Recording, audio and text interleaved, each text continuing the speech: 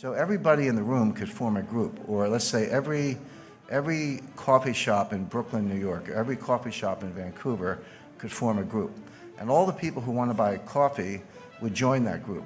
And we would agree, so we're in our own little bubble over here, and we would agree that all of our Bitcoin transactions among each other don't go on the blockchain. They just get settled in this sort of separate cloud over here, and then we net them out.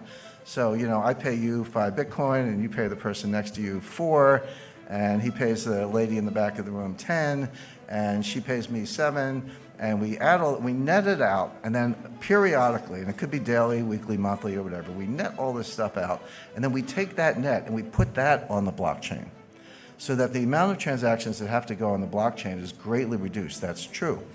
But what are we doing? We've created our own network. I got to trust the coffee shops. How do I know they're not going to steal my money?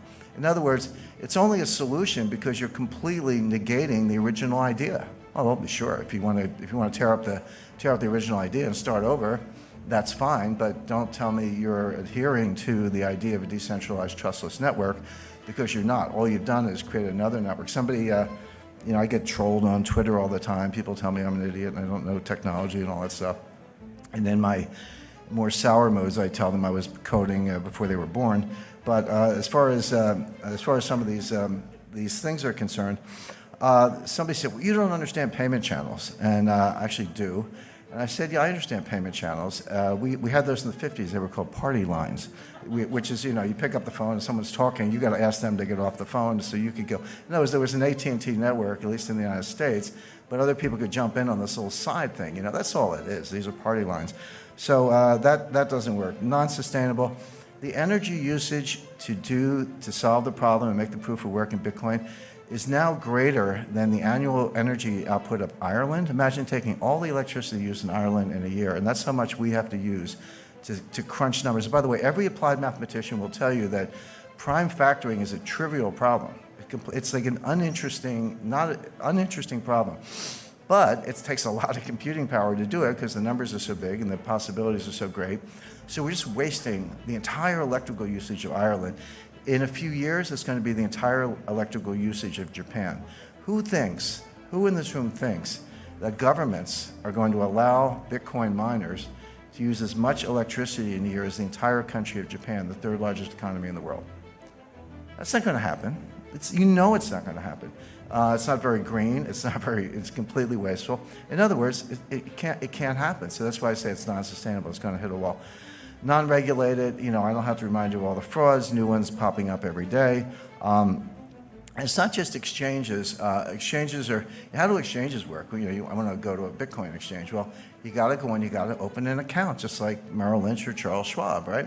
So, or Toronto Dominion. So you go, you give me your name, your address, your social security number, your bank wire information, give them all that information, and then send them dollars, and they say, okay, you got some Bitcoin, here's your confirmation.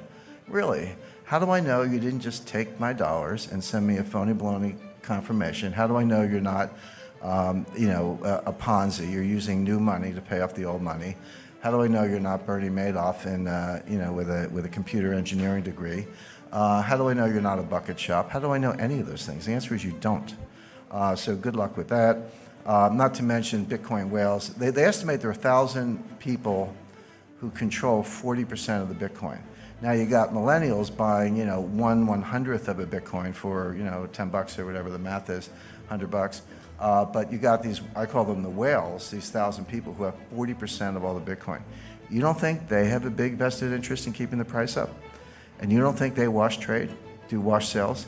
So A sells to B for 10,000, B sells back for 11,000, A sells back for 12,000, B sells back for 13,000. This is called painting the tape. It's the oldest trick in the book.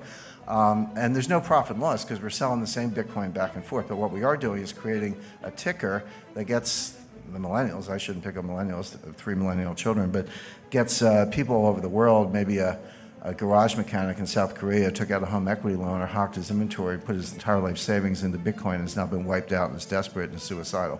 That's what's going on. It's basically rich people stealing from the poor. Not a good business model, in my view. And then finally, there's no use case other than criminals, terrorists, or tax evaders. Why is Bitcoin better than Visa? unless you're a criminal. Now, if you're a criminal, I get it. If you're buying child pornography, you want to use the dark web and use some cryptos and all that. And if you try doing that with Visa, you'll probably get a call from the FBI.